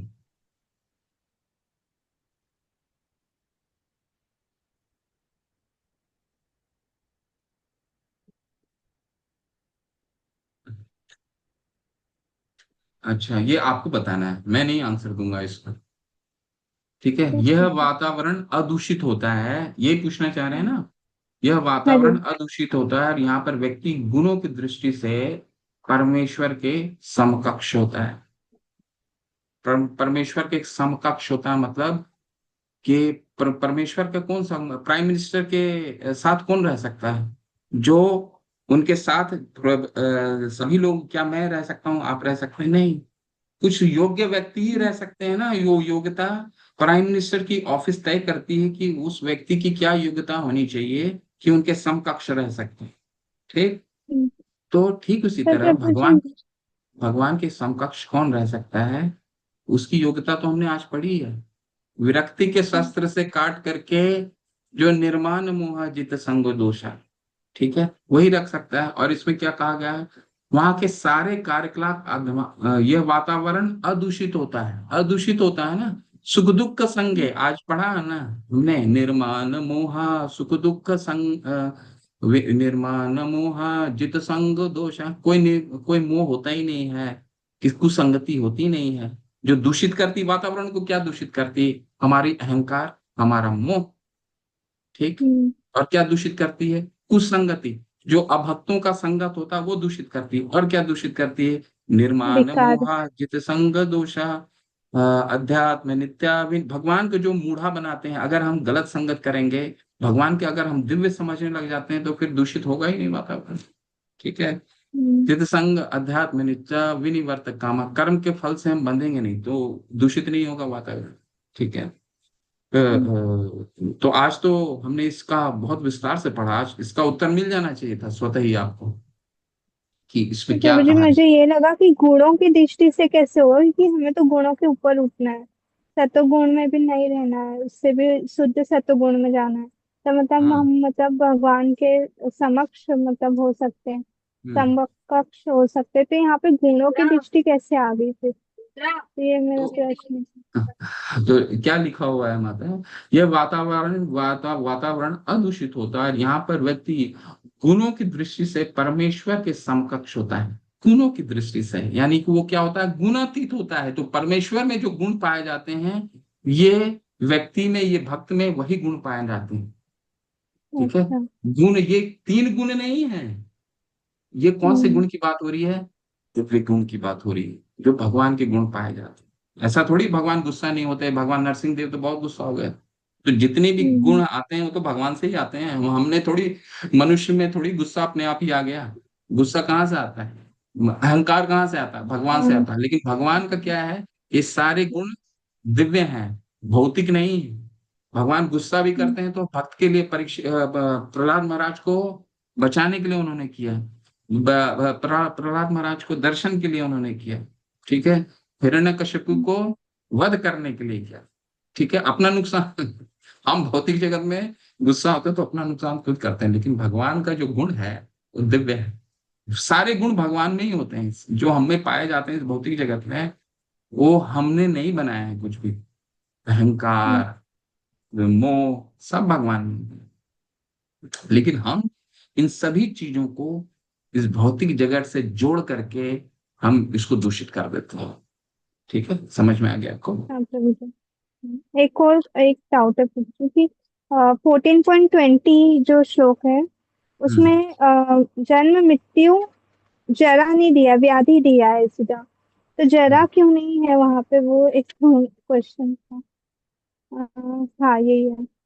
जब देहधारी जीव भौतिक शरीर से संबंध इन तीन गुणों को लांघने में समर्थ होता है, तो वह जन्म मृत्यु बुढ़ापा तथा उनके कष्टों से मुक्त हो सकता है और इसी जीवन में अमृत का भोग कर सकता है।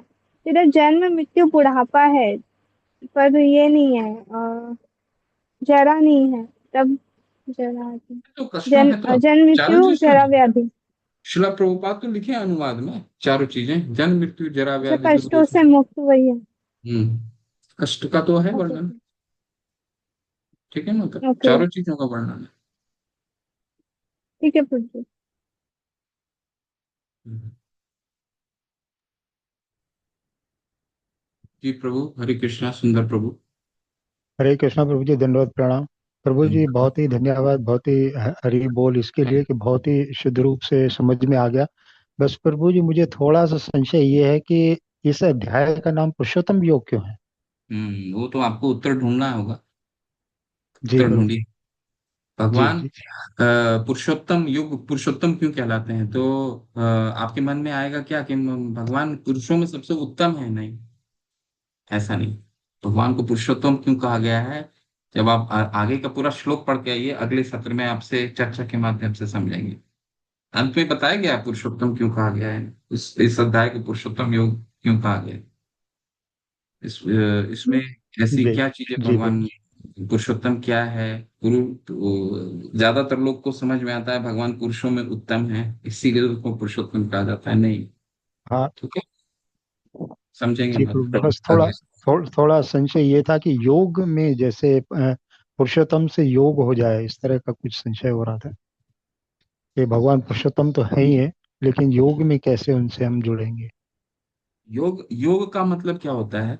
योग का बहुत ही सरल संबंध है। योग का मतलब होता है प्लस, ऐड। जी जी जी किसी चीज को जोड़ना, पुरुषोत्तम योग का किसी की चीज को जोड़ना योग कहलाता है। ठीक है। जी तो भगवान से जुड़े, कब हम किसी से कैसे जुड़ सकते हैं? जब उनसे आसक्ति होगी तभी तो जुड़ सकते हैं। तो भगवान से हम आसक्ति के कारण बताए गए हैं। भगवान इतने जी महान क्यों हैं? भगवान हमारे लिए क्या करते हैं? भगवान ब्रह्मांड स्तर पे हमारे लिए कैसे कार्य करते हैं, शारीरिक स्तर पे हमारे लिए क्या क्या करते हैं, भगवान हर वक्त हमारे लिए क्या क्या कर रहे हैं। जब भगवान की महानता को हम समझ जाएंगे, तो तब हमारे में वो आसक्ति आनी हो जानी चाहिए कि हम भगवान से जुड़ जाएं।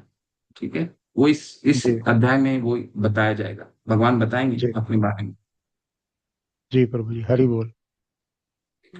अभी तो बताया हरे भगवान कृष्ण। ने सबसे सुंदर कि हमारा घर कैसा है, जिसमें जी कोई अंधकार नहीं, कोई भय नहीं जी है, कोई चिंता नहीं। हम भयभीत क्यों होते हैं? अंधकार ही हमारा भय का कारण होता है। लेकिन हमारे घर में, हमारे धाम में भगवान अपने धाम का वर्णन किया है, जहाँ पे सब अंधकार तो है ही। कृष्ण सूर्य समा, माया रे अंधकार, जहाँ कृष्ण तहाँ नहीं माया रे अधिकार। भगवान जहाँ है वहाँ अंधकार नहीं हो सकता। जहाँ माया है वहीं अंधकार होगा। इस जगत में माया है, इसलिए अंधकार है। ठीक है। तो हमारे घर में अंधकार नहीं है, लेकिन हम इसी को, जेल को ही अंधकार इसी को ही घर मान लिए। ठीक है। तो भगवान आकर्षित करने के लिए इस अध्याय में बहुत चीजें बताएंगे कि हमारा धाम कैसा है, वो तो आपने पढ़ लिया। भगवान हमारे लिए क्या क्या करते हैं। ठीक है। तो ये सब हम जब जान लेंगे, तो हमारी आसक्ति बढ़नी चाहिए। ऐसा इसीलिए ये अध्याय लिखा है, भगवान ने बताया। ठीक है। जी प्रभु जी, हरे कृष्ण। हरे कृष्ण ठीक प्रभु है। जी। हरे जी। कृष्ण प्रभु जी। हाँ प्रभु जी, मैंने कि सारे डिवोटीज को रिक्वेस्ट करना चाहती हूँ कि प्लीज वो प्रैक्टिस की क्लास में आ जाया करें, क्योंकि थोड़े से ही डिवोटीज होते हैं। जैसे हमारी मंडे ट्यूसडे वेडनेसडे को प्रैक्टिस क्लास होती है भगवत गीता की, जो आप पढ़ा रहे हैं उसकी हम प्रैक्टिस करते हैं शाम को 8 बजे। तो उसमें हम्म। सिर्फ 2-3 पार्टिसिपेंट्स ही जैसे होते हैं, कभी कोई आ रहा था कभी कोई, मतलब सारे नहीं आ रहे हैं। कोई तो अभी तक आए नहीं है, एक बार भी अटेंड ही नहीं किया मैंने प्रैक्टिस क्लास। आपका भक्ति वृक्षा है क्या? हाँ जी प्रभु जी, उसमें हम पुण्यवती माता जी ने मतलब करवाई थी। 2 हफ्तों से कर रहे हैं, आज हमारा 3rd वीक है प्रैक्टिस का। नहीं, जब तक उसमें आप जुड़ेंगे नहीं, अकेले पढ़ाई नहीं कर सकते, ये तय हाँ है। जी, वही प्रभु जी, थोड़ा मतलब मैंने डिवोटीज को प्लीज, आप सारे जो वो बैठे हैं, मैं ये रिक्वेस्ट कर रही आप हूँ कि सबसे आप प्लीज प्रार्थना सारे आ जाया है करें। कि आप लोग जब तक जुड़ेंगे नहीं, इसकी महत्व को आप अभी नहीं समझ पाएंगे। अभी तो हम लोग भौतिक जगत में इतने व्यस्त रहते हैं कि हमारे पास 1 घंटा निकालना हमारे लिए बहुत मुश्किल हो जाता है। आज ये काम है, आज वो काम है, वो कभी खत्म नहीं होने वाला है। तो आज वही चर्चा हो रही है। बरगद का पेड़ वही है, वो समय जो है वो बरगद का पेड़ ही है। अगर वो हम निकाल लेंगे, जैसे हम 6 बजे, आज से 2 साल पहले हमें, हमारे लिए 6 बजे क्लास करना हमारे लिए मुश्किल था, लेकिन हम आज कर रहे हैं। ठीक है। ठीक उसी तरह अपने उस क्लास को, चाहे वो आधा घंटा कीजिए, 40 मिनट कीजिए, परंतु ये इसमें हमारी आध्यात्मिक उन्नति होना निश्चित है। श्योर शॉर्ट फॉर्मूला है भक्ति वृक्षा। गुरु महाराज जय पताका महाराज का ये श्योर फॉर्मूला दिया गया है, और ये इसमें सफलता प्राप्त होने ही है। और इसको अगर आप नहीं जुड़ते हैं, तो आप में आध्यात्मिक प्रगति उस तीव्र गति से नहीं हो सकती, क्योंकि साथ आज की तारीख में पढ़ना अकेले में बहुत मुश्किल है। बहुत ही मुश्किल है। साथ में ही आप पढ़ सकते हैं, आधा घंटा लगिए, साथ में जुड़िए आप सभी लोग, और पढ़िए साथ में, ठीक है। और एक और आपसे वार्ता थी, सभी लोग अगर नहीं चले गए तो आप लोग कम्युनिकेट कीजिए आपस में कि मंदिर के तरफ से जो भी चीजें आपको बोली जाती हैं वो रोजाना आप लोग करें, क्योंकि इस ये वैदिक भक्ति का भाग है। जैसे साधना चार्ट भरना, ये वैदिक भक्ति का भाग है। चाहे कितनी भी आपकी उन्नति हो जाए, ठीक है, कितनी भी शुद्ध भक्त बन जाए, उनका साधना चार्ट और कॉम्प्लेक्स होने लग जाता है। जैसे जैसे आप आगे बढ़ते जाएंगे, आगे बढ़ते जाएंगे, आगे बढ़ते जाएंगे, आपको खुद मन करना चाहिए कि आज पूरे दिन में मैंने साधना क्या की है, ये किसी को बताऊं ना बताऊं, स्वयं आपकी भक्ति की उन्नति कैसे आप प्रोग्रेस आप चार्ट चार्ट करेंगे, उसको उसको कैसे आप प्रगति को देखेंगे, जब तक खुद आपका सेल्फ असेसमेंट नहीं होगा कि हम मैंने कुछ किया है ऐसा, पूरे दिन में ऐसा कुछ कार्य किया है जिससे मेरी भक्ति की उन्नति हुई है। 16 माला चैंटिंग किया हो तो डेली करते हैं, तो आज क्या मन में कुछ आया, क्या वो नाम अपराध याद आए, क्या हमारी मन भटका, क्या हमने कुछ अध्ययन करा, उस पर लिखिए।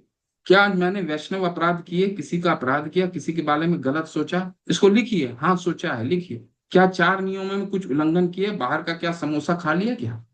वैसे तो घर में सब कुछ खाते हैं प्रसाद चढ़ा करके, लेकिन बाहर का कुछ खा लिया क्या, मिठाई लेकर के आए, मिठाई का ग्रहण कर लिया क्या?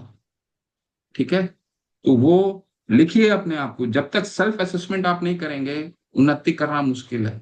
ठीक है, इसीलिए भगवत चैतन्य आप देखिए, जो पढ़ रहे हैं उसको उतारना है, ये विज्ञान है, ये श्योर शॉर्ट फॉर्मूला है कि हम तरक्की करेंगे अगर हम उसको दृढ़ता से पालन करें। 4 नियम सही से पालन हो रहे हैं, 16 माला हो रहा है, किताब ग्रंथ पढ़ रहे हैं, कोई वैष्णव अपराध कर रहे हैं, तो ये सबको लिखिए। तुलसी में जल दे रहे हैं, तुलसी महारानी का आशीर्वाद हमें शिला प्रभुपाद ने बोला 2 बार लेना आवश्यक है। तो साधना चार्ट हमारी प्रगति को सरल बनाता है। कैसे? वो फॉर्मूला से हमें समझ में आता है। किसी चीज को अगर गणित से जोड़ देते हैं तो क्या होता है, गणित हमारी चीजों को क्या आसान करती है। गणित जैसी ही कोई भी चीज को हमारी आसान कर देती है, क्योंकि उससे नंबर जुड़ जाता है। भाई 16 माला करना है, शिला प्रभुपाद ने क्यों नहीं बोला नहीं 2 घंटे बैठ के माला करो? भगवान शिला प्रभुपाद ने क्या बोला, उसको गणित से जोड़ दिया। क्या करो? 16 करो। उन्होंने ये नहीं बोला 2 घंटे माला जप करो, उन्होंने बोला 16 करो, 32 करो, 64 करो, नंबर से जोड़ा। तो जब तक आप साधना चार्ट को नंबर से नहीं जोड़ेंगे, तब तक आपको अपनी प्रगति को आंक नहीं सकते। साधना चार्ट बहुत ही श्योर शॉर्ट फॉर्मूला है, इसको भरिए। भक्ति वृक्षा निश्चित रूप से आप लोग ज्वाइन कीजिए, जिसकी जो सुविधा, एक समय बनाइए और जाइए, आधा घंटा सब लोग साथ में पढ़िए, श्लोका याद कीजिए। अच्छा है ना, श्लोका याद कीजिए साथ में। प्रणाम मंत्र सबकी याद होनी चाहिए, सबको प्रणाम मंत्र याद होनी चाहिए। किसकी किसकी षड गोस्वामी की प्रणाम मंत्र याद होनी, सबको सब याद होनी चाहिए। ठीक है, धीरे धीरे उसको याद कीजिए, प्रगति आपकी होगी, जरूर होगी प्रगति, इसमें कोई दो राय नहीं। सब वैदिक भक्ति के नियम है, पालन करना बहुत जरूरी है। केवल क्लास करना, क्लास तो हमें आवश्यक है ही, परंतु उसके बाद हम क्या करते हैं वो बहुत जरूरी। ठीक है, हरे कृष्णा, चलते हैं। वाञ्छाकल्पतरुभ्यश्च कृपा सिन्धुभ्यैव च पतितानां पावनेभ्यो वैष्णवेभ्यो नमो नमः। अनंत कोटि वैष्णव वृंद की जय, श्रील प्रभुपाद की जय, नमाचार्य श्री हरिदास ठाकुर की जय, निताई गौर प्रेमानंदे, हरि हरि हरि हरि बोल। बोल। हरे कृष्ण।